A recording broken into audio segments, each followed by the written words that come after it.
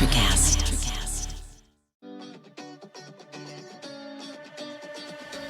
Welcome to Her Extraordinary Life by Design, where we celebrate women who are shaping their lives one extraordinary day at a time. I'm your host, Leslie Gaudette, self-care coach for women who are ready to make self-care a priority to support them in life and business. Every week, I'll be speaking with inspiring women from various walks of life who will share their personal journeys and will discover how they have fearlessly carved their own paths as business owners, passionately pursuing their dreams and creating a meaningful impact on their communities. So let's get started. Hello, and welcome to Extraordinary Life by Design, where we celebrate women who are shaping their lives one extraordinary day at a time. Today, we're talking with the beautiful Emily Vermeer. Emily is a wife, mother of two, a multi-passionate entrepreneur, CEO and founder of She Assists, virtual assisting agency, and founder and creator of Fueled by Faith Women's Ministry. Emily stumbled upon her business by listening to others' compliments of her and really diving into her talents gifted by God. She stumbled upon her business and is cultivating her talents gifted by God. She's an ambitious daughter of God and co-owner of a business consulting agency with her husband. She has a passion for Christ and leading women to be fueled by faith so their cups are consistently overflowing. And I really love what her mission in life is. And I can't wait for you to meet her. So let's talk to this beautiful lady. Welcome, Emily. It's great having you on the show today. Thank you so much for having me. I'm so excited to see where God flows in this conversation today. Wonderful. So let's start by getting to know you a little better. Please share a little bit about your life and how you grew up, after which we'll get into what you're currently doing today. So the floor is yours. Sure. Thank you so much. Well, I could go on and on about who I am and all that I have done and how I've gotten where I am. But what's so fascinating is I'm 32. I feel like when you get in your 30s, it all fades together. I believe I'm 32. And I am just now stepping into who I believe I am here to be on this earth in this time frame. I grew up in North Carolina, in the middle of the state, smack dab in the middle of the state, rural North Carolina. And I grew up, I feel, in a box of this is your expectation. This is exactly what you should do to be successful, defined by other people's definition of success. And I ate every bit of it up. I was the achiever. I was the goody two shoes. I was I'm going to do everything and do it right. And that got me where I have been. I went to school. I achieved the best I could in my academics, graduated. My dad passed when I was young, which also kind of fueled me to even be better because I felt like I had something to prove to him and to make him even more proud, even though what I was enough then and I didn't know.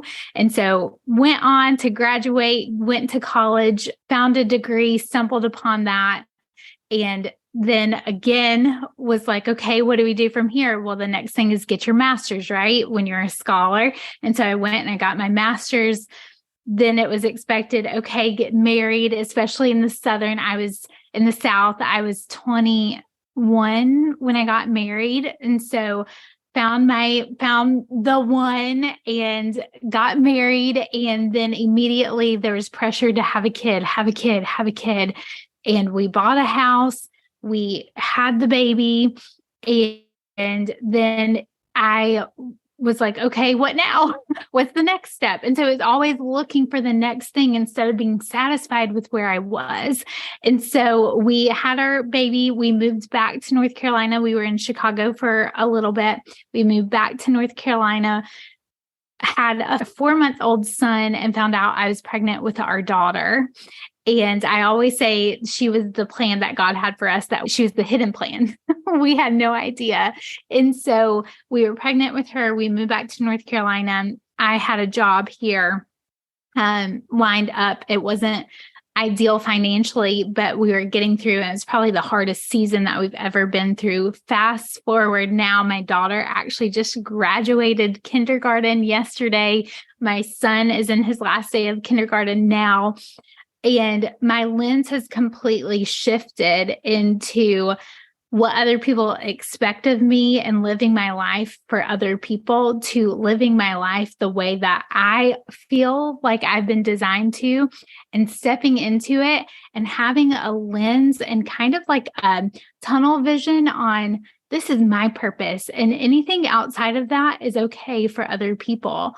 But standing firm in that and knowing this is who I am, this is my gift that I get to share with other people, and also being an example for my daughter, for my son, for my family, of really stepping into who we're meant to be and being totally unapologetically okay with it. And it starts with us being accepting of it ourselves, right? And so that's my long-winded story of kind of how I've gotten here. But yeah, so like you said before, wife, mama, CEO, multi-passionate. I get ideas all the time. They're coming and flowing, but I'm just really excited to, and hopefully someone may be listening and being like, whoa, like I'm there right now, of like checking off all the boxes for everybody else, but like what really matters. So that's been my journey so far. Yeah, I love that. And thank you so much for sharing that, because I think a lot of the time people look at, they see the now product and they forget there was a backstory to like how you got to where you are today. And so they're looking at like, all the great things that are going on in your life, but they forget that, oh, this person actually has a backstory. They have history, obviously. They grew up a certain way. They had hopes and dreams and all of those, the paths that they took just to get them here. So what was that like? So I love that you shared that, because I think it's really important to shape someone, so someone can see how I can relate to, Emily's story, because that was me and that's who I am today. I find myself there. So thanks for sharing that. So let's talk about your business. Let's talk more about what you do and how you discovered your passion and purpose, and then what steps you took to pursue it. Yeah, that's a great question. So I am very newly walking in ministry. I actually just stepped aside from my business that I created 2 years ago of a virtual assisting agency, because God has really called me to step out, step up in my faith, and to fully walk fueled by faith. And I have been politely like saying no, no, no to him, because what has been feeding my children and putting a roof over our head has been our business that I built for 2 years. And he has so kindly been taking that away from me for me to realize he wants me over here. He wants me doing what he's called me to do and not what I see proof in already. And so I have been embodying this fueled by faith way of life, which I hope that if you're listening to this and you feel compelled, I hope that you can reach out to me and we can get connected, because there's so much depth here that we don't have enough time to get into. But I came to Fueled by Faith, which is my ministry and a business, because it can be both and I'm here to break that mold as well. We can love Jesus and make money too. He is that abundant. And I am walking that. And it was because I fell and I hit rock bottom, but I embraced that he is my rock, that I have climbed and continuously climb back into what he has for me and what he has for other women, because we're here, you are here most likely because you saw someone doing what you want to do. You saw someone have a podcast and you're like, oh my gosh, I would love to do that and get my words out here. You saw, maybe you're working at a hair salon and you were encouraged because you saw someone doing hair. Maybe you were impacted by someone else. We've seen someone do what we do, right? Or what we want to do. And so I saw networking communities and I saw Bible studies and I saw retreats and I saw conferences. And then I saw that people wanted the Lord and need the Lord because they're going and getting fueled by other things. They're getting fueled by a drink at the end of the night. They're getting fueled by gossip about what's going on in the office. They're getting fueled by social media and scrolling rather than paying to their attention. I know, because I was addicted to social media. I was addicted to my phone. My phone, I was spending probably 7 hours a day on screen time because of my business. And then I got in the mindset of, oh, it's for work, so it's okay. But I didn't realize until I did a time audit on actually, I'm just posting for like 30 seconds, and the rest of my time was just me like thumbing through, comparing myself to other people, seeing what other people are doing, and really influencing my mindset. And I'm consuming and being fueled by other things. And so when I realized, and when God met me on the floor of my office to tell me, it is time to give this to me. It is time for me to come into your life. And it is time for Fueled by Faith to be a movement and not just a cute sticker, not just a cute graphic that you made in Canva. This is a way of life, and you are to live it out so you can teach others and be that example for other women that they have a job here to do on this planet, and it is to be fueled by me so they can overflow into their communities, into their workspaces, into their families, into their neighborhoods. We have lost all concepts of what it is to be a neighbor to people. I mean, just go into your local Facebook community and you can see the judgment and the like just the mean girlness that comes out in people. And if we were to just love our neighbors and love our people, that's what we're here to do. And we're here to do it in the gifts and the talents that God has given us. It's already in you. And when I realized that for myself, like, oh my gosh, who is this girl? Who is this woman? Where has she been for the past 15 years? Thank God for conditioning me and getting me here to become, but it was already in me. No one came and gave me a gift of my newness. He did. I found it through him. And so it is a privilege to be here. It is a privilege to walk into an office. It is a privilege to be at the gas pump and to smile my little tushy off so people know that there is a light beam for him, for them, for you to go and exude. I mean, I know that's the life that I want to live in, where people are just smiling their faces off and they are just so joy-filled right now. That comes from the Lord, and helping women realize that, lean on that, him being the center of that in all of their surroundings. That is what fuels me, and that helps me to help them. And so that's why God kind of gave me this vision of Fueled by Faith, which right now is a community membership. We have virtual and we have in person in Wilmington, North Carolina. The vision is to grow, baby, grow, and that every woman would have access to a Fueled by Faith pod or chapter in their backyard. So our goal right now is to build out Wilmington and our virtual, and then to grow next year to infiltrate North Carolina, and then to just go all over the globe with Fueled by Faith so women can have access and community to know that they know that they know that they have the Lord in their back pocket, and to be reminded that he is there and with them, and they are here for a greater good. So that is what I am doing, and that is what I'm here to do. And I'm on fire. Yeah, absolutely. No, I love that. And I think too, you brought something up. I love the name, obviously, Fueled by Faith. But one of my favorite scriptures that stands out to me is, for we live by faith, not by sight. 2 Corinthians 5:7. Like, that is one of my favorite scriptures, because it reminds me that it's by faith that everything is happening in my life, not by me seeing ahead of time. So I love the fact that you're doing this. So can you share a specific strategy or maybe even mindset shift that's played a significant role in now your success as this newly, like, you're focused on your Fueled by Faith ministry and that mission behind it? Yes. So something that is working so well for me, and I also, because we're human and we're flesh, we lose sight of things like this too. I am not going to sit here and pretend that I have this energy all day, every day, all the time.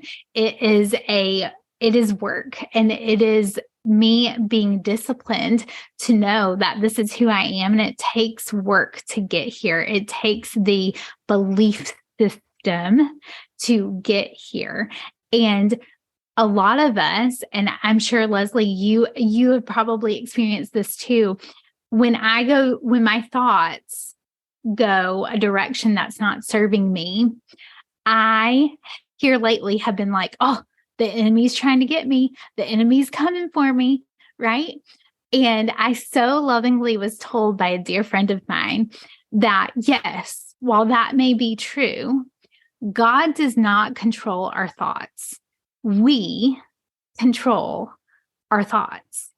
And we can choose. We have a choice every day to believe the thoughts that are not serving and to believe the thoughts that are serving. And so when we can take hold and take power and authority over our thoughts, and yes, cast the enemy aside and tell him he's not welcome, but also take ownership and radical responsibility for what you are believing and not blaming the enemy. So a belief that I have been stating in my head is everything is happening for me. Everything is happening for me. And when I see that, not only do things come in fruition and I see the fruit, but what happens here is your lens changes to where you're looking for it. You're opening your eyes to be able to see the fruit coming instead of just this, okay, I'm just going to say it. And then we don't know that it's coming. And sometimes we block our own blessings from that. But what has really helped me is shifting my thoughts, taking my thoughts captive. And it sounds so cliche, but he tells us to do it. And it really works. And so being able to think the thoughts and don't judge yourself. You're human. If something comes up and you're like, oh my gosh, I could never do that, flip it. You have the power to flip that thought and to change it for good and to say, I am learning. I am learning to do this. So give yourself some grace, flip those thoughts, and tell yourself that everything is happening for you. Because even if something like my husband, he just launched his business this week, okay? He had a plan. He was like, I'm going to launch it this week, and this is going to happen, and I'm going to do this and this and this. Well, on Sunday, he was playing golf and he tore his abdomen while he was swinging.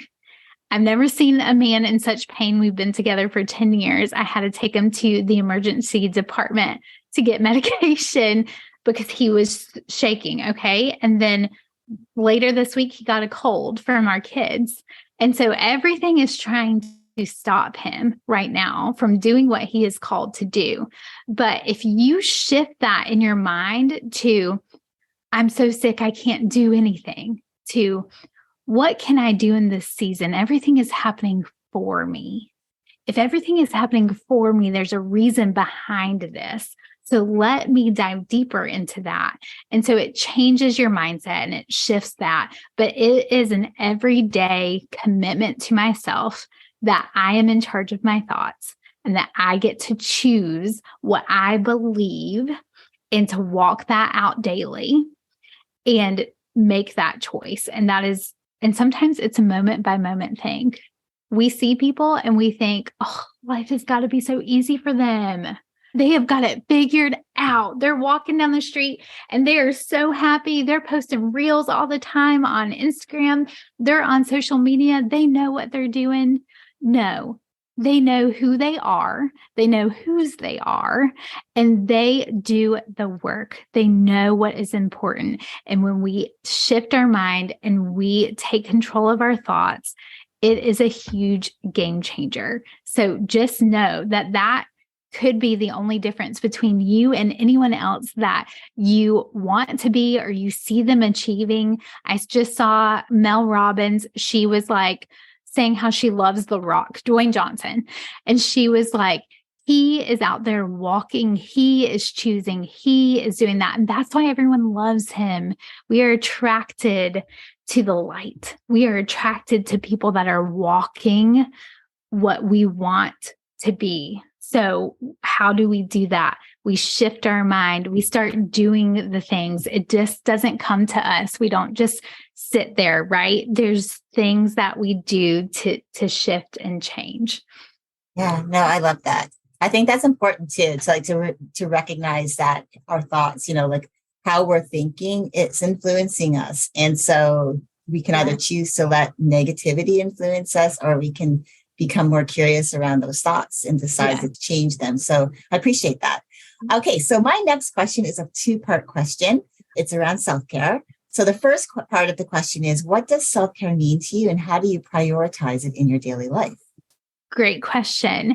So self-care to me used to be go get your hair done, go get your nails done, go feel the part, right? And that's also what I was conditioned to believe, because everybody around me, that's how they did self-care. That's what I saw and believed. While I'm not saying anything's wrong with that.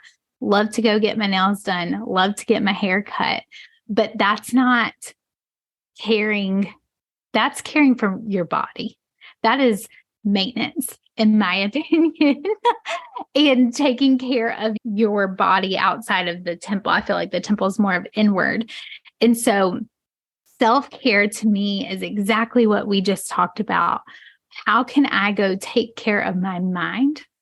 Go take care of the vessel that God has created me to be and the temple that he has given me. What does that look like? And that is absolutely different for all of us. And I will also tell you that it doesn't always have to look the same. I get stagnant very easily. And so since I am such an achiever and such a check boxer, I get in this stagnant place to where it becomes a check off the list rather than an intentional thing after I've done it for about a month's time.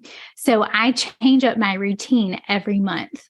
And it is just a Holy Spirit guided thing on where should I spend my mornings. My mornings are my sacred time. It is quiet. No one interrupts me except the birds when they get loud. But I change it up. Sometimes I go to the beach because I have access to that. Sometimes I go in my backyard. Sometimes it's on my living room floor. But self-care to me is, how can I take care of what God has provided me in just my being? And that looks like journaling. It looks like telling myself how awesome I am and seeing the gift of God in me, because he wants us to see ourselves that way. He wants you to know how awesome you are. He wants you to know that he loves every fiber of your being, from every hair on your head to the little prints all over your fingers. He knows the ins and outs of you, and he wants us to see that. And so what you would go and tell and encourage your best friend and say to her every day, we should do that ourselves. So I have on my journal every morning, I have my personal mission statement, who God created me to be. And I read it like I am the president of the United States. And I stand and I declare it, because when we have that energy, when we use that just junction in our body and we exude it, we believe it. Have you ever been to like an event or even heard someone preach and you just feel every fiber of their being like on fire, like you think something huge is about to happen? That is how much we should believe in who God has made us to be. And so my self-care is loving myself enough to tell myself how awesome I am and believe for it, because I know when I do that, that will exude into doing things like this, into caring for my community. And that's important. So I appreciate that. All right. So then the next part of that question is, how do you find that balance between your personal and your professional life? And what tips do you have for our listeners who may struggle with this? This is a wonderful question all around awareness. And this really helped me when I realized my roles and all the roles that I play. If you are a woman listening to this, you most likely have many roles within your life. And we do not tie that up with who we are in our identity. These are just roles that we have taken into our lives, like being a wife, being a mom, your job, maybe you volunteer, all of the different aspects, your roles that you provide, daily. Okay. When I know in my schedule, okay, today at this time, I use my calendar. My calendar is my best friend. And I also color code it to what role I am at that time. So I have my mom calendar. I have my ministry calendar.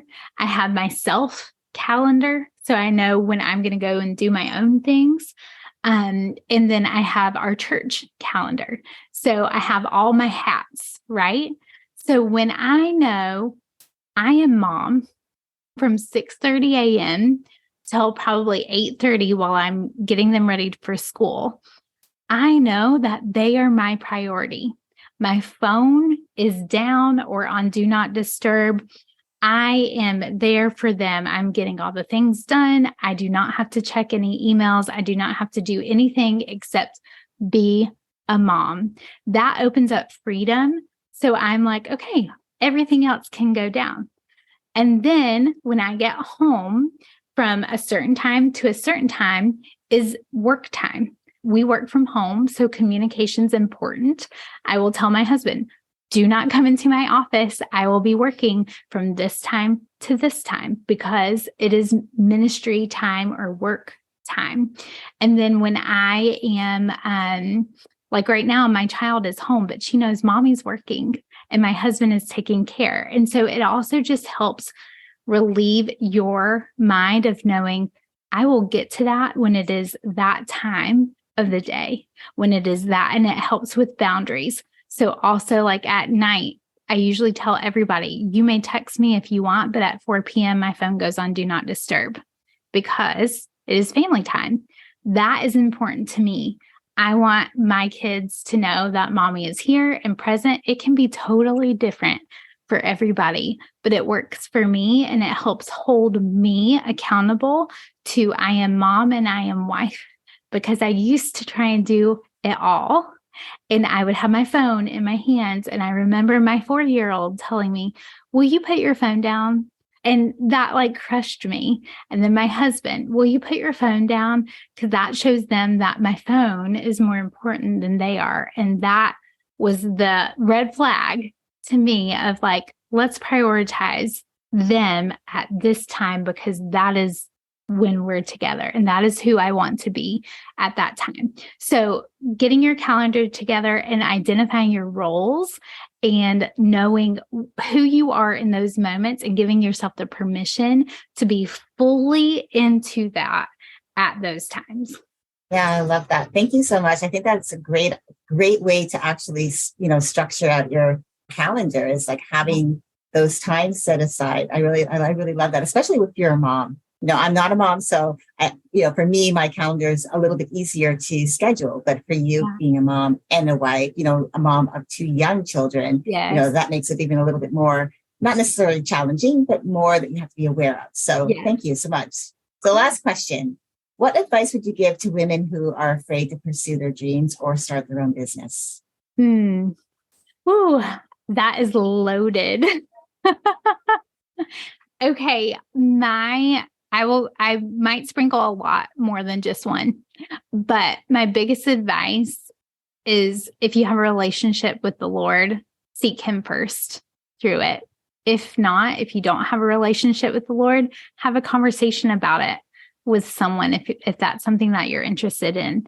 The other thing that I would recommend more than anything is go find someone that is remotely doing something that you want to be doing and either have a conversation with them or just be like a fly on the wall to what they're doing, but only to be inspired, not to compare yourself, not to copy and paste, but to purely be inspired by what they're doing And then my next thing would be is to go partner up, find some gal pals, a community of women that either know what you're doing, understand what you're doing, but will rally for you.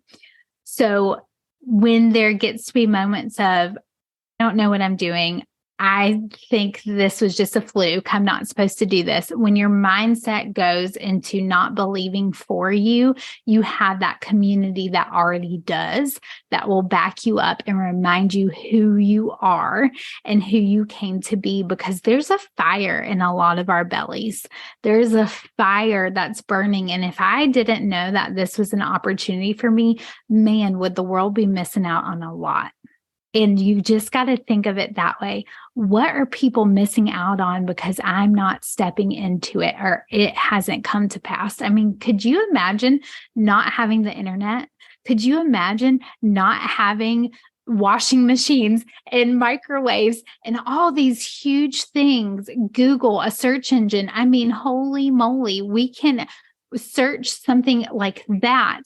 And if it wasn't for people that just went for it, that believed in themselves more than enough, that put themselves in rooms that were uncomfortable, it's going to be uncomfortable. You know why? Because it's new. You've never done it before. But guess what? You have done new things before. You learned to walk before you knew how. You learned to talk before you knew how. You learned to drive before you knew how.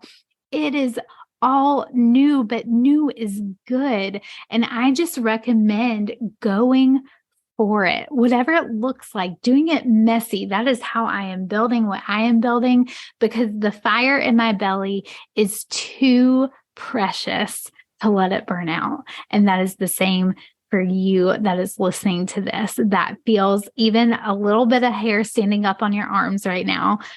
That means it's go time. It means it's time to just trust yourself and to just go for it and partner up with other people that believe in you, that will help you see this through. So that's my advice for that. Oh, I love that. Thank you so much. You dropped a lot of value. Yeah. I have to go back. I'll go back and listen, but I really love the fact that, we talked about, our thoughts and how we control them. God is not controlling them. And that's because he's given us free will. He's given us the ability to choose. So he's given us the ability to choose. He's given how we think, how we respond to things. And then also, I like how you were saying that, how you were taking your thoughts captive. That's, learning to actually control our thoughts, because we can do that. It's just learning to express ourselves in that way and being able to do it. And then everything is happening for me, which is, of course, I love that. I truly believe that.